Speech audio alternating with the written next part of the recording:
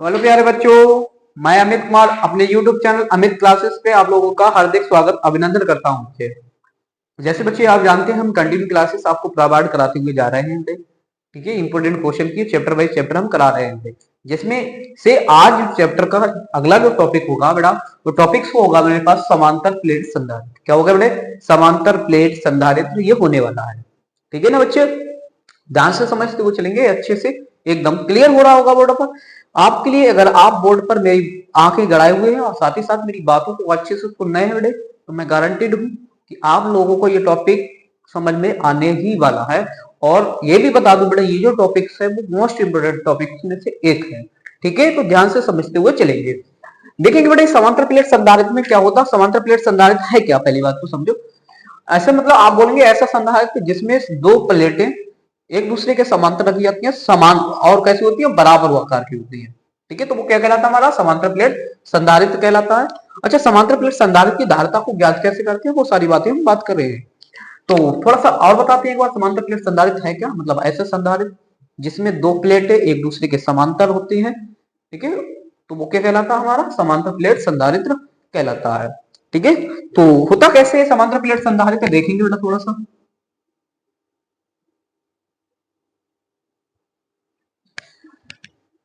और बेटे इस तरीके से थोड़ा सा डिजाइन करेंगे अच्छे से।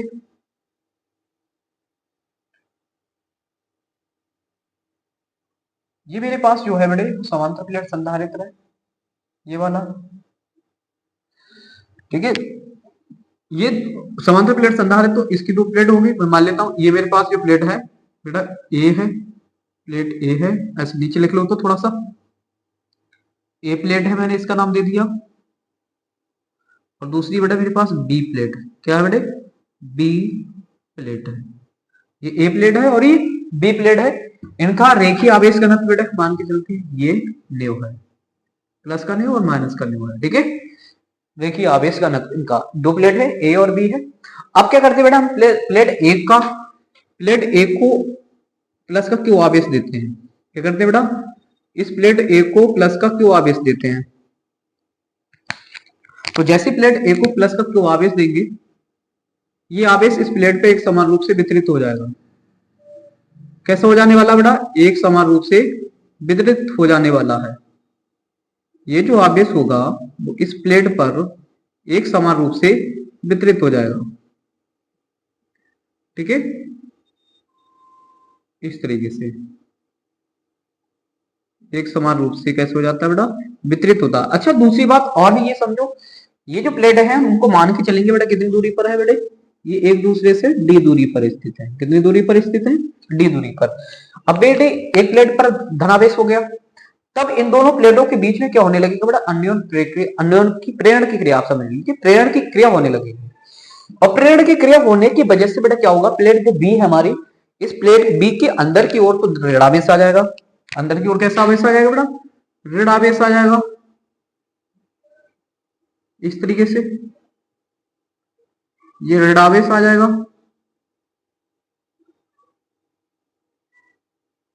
ठीक है, और भार की ओर क्या आ जाएगा, धनावेश आ जाएगा। भार की ओर क्या आ जाएगा, धनावेश आ जाएगा।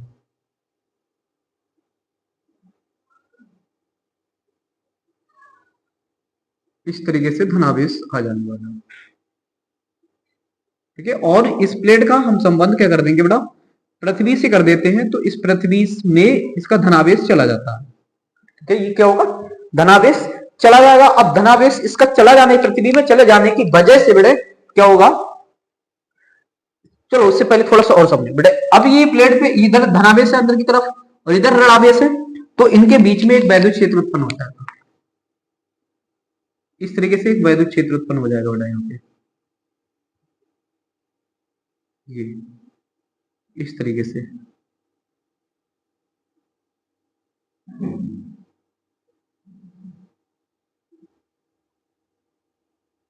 ठीक है, क्या उत्पन्न हो जाएगा, एक वैद्युत क्षेत्र उत्पन्न हो जाएगा। देखिए, फिर प्लेट बी को पृथ्वी से कनेक्ट कर देंगे, और जैसे पृथ्वी से कनेक्ट करेंगे तो इसका धनावेश चला जाएगा पृथ्वी में, जिसकी वजह से इन प्लेटों के बीच क्या होगा, इन प्लेटों पर जो अभी वैद्युत क्षेत्र उत्पन्न हुआ, तो विभवांतर भी उत्पन्न होगा।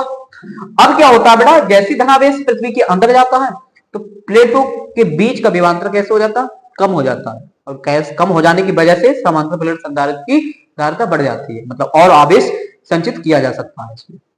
ठीक है, चलो तो फिर बेटा इसकी धारिता का फार्मूला निकाल के लेके आएंगे, कैसे निकलेगा ध्यान से समझते हुए चलेंगे अच्छे से।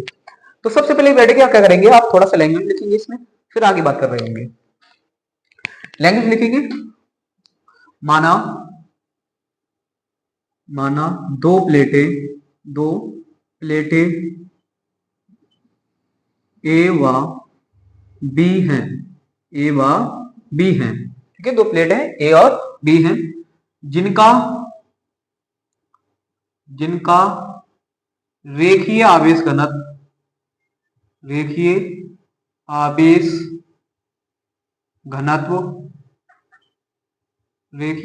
घनत्व प्लस न्यू तथा माइनस का न्यू है, जो एक दूसरे के समांतर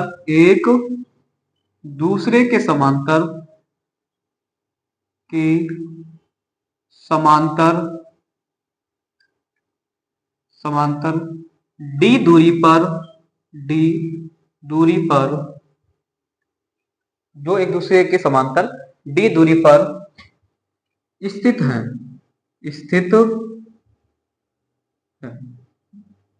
ठीक है, कहां पे, एक दूसरे के समांतर d दूरी पर स्थित है। बात सुनाई, ठीक है। उसके बाद आप क्या लिखेंगे बेटा, प्लेट कौन सी वाली को, एक को, प्लेट एक को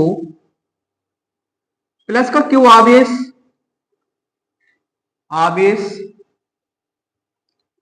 देने पर आवेश प्लेट पर समान रूप से वितरित हो जाता है, आवेश समान रूप से वितरित हो जाता है,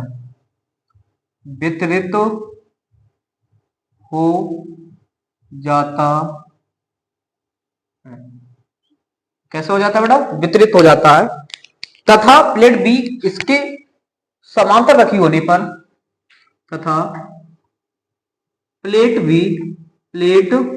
कौन सी बेटे, बी, प्लेट बी समांतर डी दूरी पर रखी होने के कारण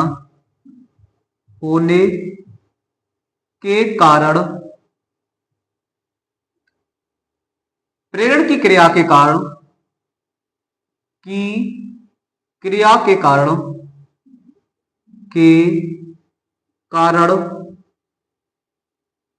प्रेरण की क्रिया के कारण प्लेट बी के अंदर के कारण अंदर की ओर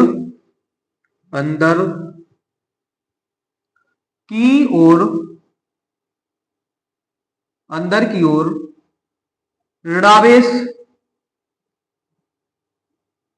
तथा किसकी तरफ बेटे, बाहर की तरफ मतलब बोले तो ये वाला एरिया, ठीक है, बाहर की ओर तथा बाहर की ओर धनावेश आ जाता है, धनावेश आ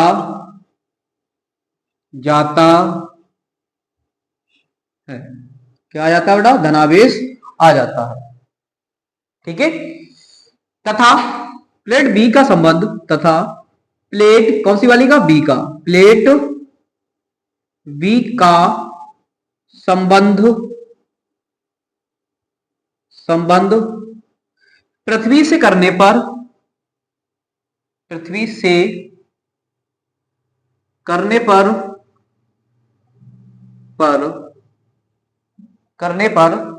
धनावेश पृथ्वी में चला जाता है, तथा प्लेटों के बीच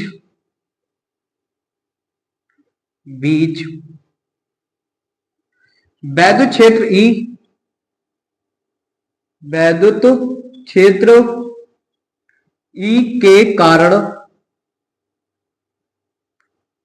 उत्पन्न विभवांतर का मान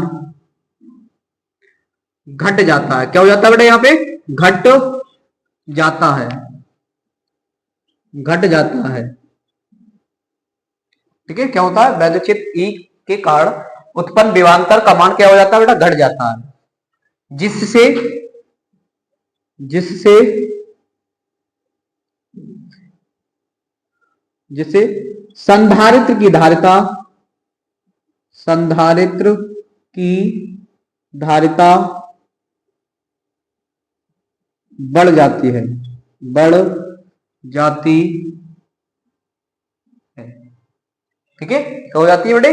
धारिता बढ़ जाती है। ठीक है, अच्छा प्लेटों के बीच जो वैद्युत क्षेत्र उत्पन्न होगा पहले उसका मान निकाल लेंगे। ठीक है, तो लिखेंगे तब उत्पन्न वैद्युत क्षेत्र, उत्पन्न वैद्युत क्षेत्र, वैद्युत क्षेत्र, उत्पन्न वैद्युत क्षेत्र क्या होगा बेटा? उत्पन्न वैद्युत क्षेत्र ई बराबर न्यू बटे का एप्सिलॉन नॉट, न्यू बटे का एप्सिलॉन नॉट ये होगा। तथा हमने बताया आपको, यहाँ पे मैंने बात भी की प्लेटों के बीच विभवांतर भी उत्पन्न हुआ है ना, तो विभवांतर का भी मान निकालेंगे। तथा उत्पन्न विभवांतर, उत्पन्न विभवांतर, विभवांतर, ठीक है, उत्पन्न विभवांतर, विभवांतर का मान क्या होगा बेटा यहाँ पे? तो विभवांतर होगा बी बराबर ई इंटू का डी, वैद्युत क्षेत्र इंटू बीच की दूरी, प्लेटों के बीच की दूरी। ठीक है, तो यहां से ई का मान रखेंगे बेटा यहाँ पे, ई है न्यू अपॉन का एप्सिलॉन नॉट और डी। यहां से एप्सिलॉन नॉट का भी मान रख, इसका मान रखना तो रख दो। इसका मान जो होता है वो क्या होता है? देखो इस तरह लिख देता हूं मैं यहाँ पे, इस जो सिग्मा का मान होगा वो सिग्मा का मान होता है क्यू बटे का ए। क्या होता है बेटा? सिग्मा का मान होता है क्यू बटे का एक, इसका वैल्यू रखेंगे तो ये हो जाएगा क्यू बटे का ए एप्सिलॉन नॉट और डी। ठीक है, ये विभवांतर हो गया मेरे पास। क्या हो गया बेटा यहाँ पे? ये विभवांतर का मान हो गया। आप धारिता निकाल लेंगे, सीधे सीधे धारिता का फार्मूला पुट करेंगे और वहां से निकाल लेंगे।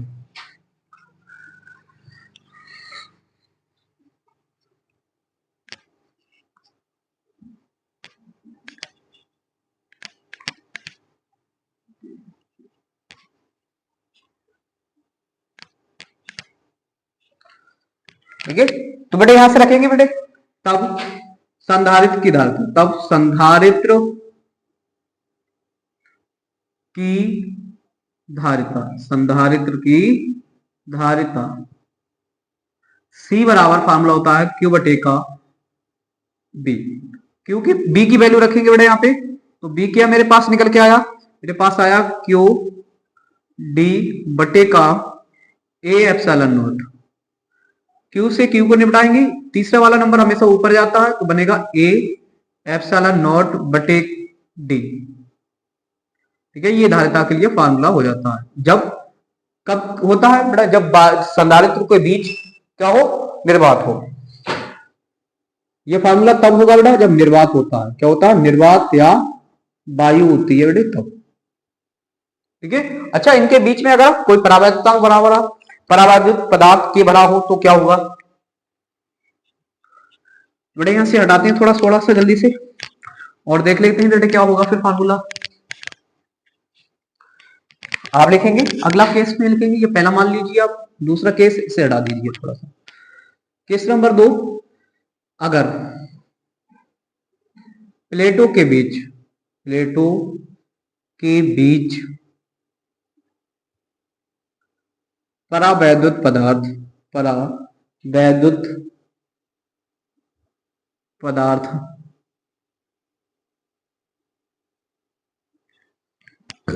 के भरा हो, भरा हो, ठीक है, बीच परावैद्युत पदार्थ के भरा हो, तो देखेंगे बेटे क्या होगा। तो बेटे फार्मूला होता है धारिता के लिए C बराबर के ए एप्सिलॉन नॉट बटे का डी।